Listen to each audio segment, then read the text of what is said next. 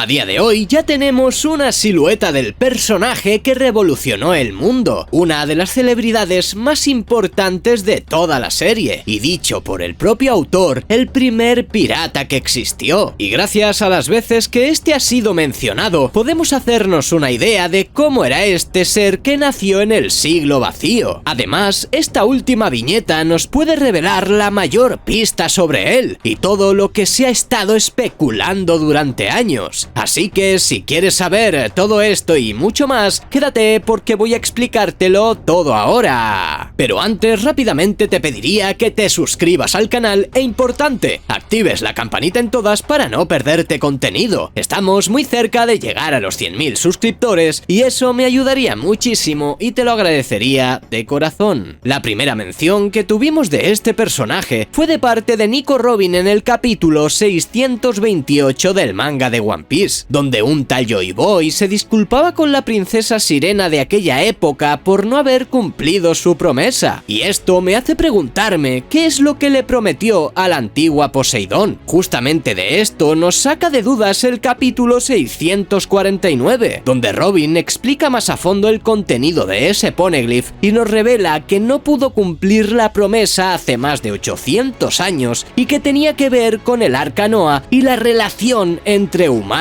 y Gyojins. Y esto podría significar que desterraron a esta raza a las profundidades del océano justo después de ese hundimiento masivo, solo que ellos, por obvias razones, pudieron sobrevivir. A partir de aquí, tuvo que pasar muchísimos años para que nos dijeran algo sobre él, ya que no nos lo vuelven a mencionar hasta el capítulo 821, donde Zunesha se comunica telepáticamente con Momonosuke y se disculpa con Joy Boy, ya que el elefante había cometido un supuesto crimen hace 800 años y Zunesha fue condenado a vagar sin parar cargando a Zou en sus espaldas por el resto de sus días. Esto mezclado con el capítulo 1115 donde nos enfocan en primer plano a Zunesha y el robot cuando Vegapunk habla de la derrota de Joy Boy me hace pensar en una posible traición, aunque también pudo haber cometido ese crimen de manera inconsciente. En el 967, justo cuando nos mostraron cómo Goldie Roger y su tripulación llegaban a Loguetail, el antiguo rey de los piratas encuentra la historia del siglo vacío y se ríe al entender la historia de Joy Boy, diciendo además que le hubiera encantado vivir en su época. A raíz de este capítulo se hicieron miles, literalmente miles de teorías al respecto, y es que Roger se rió tanto que decidió llamar a esa isla Loguetail,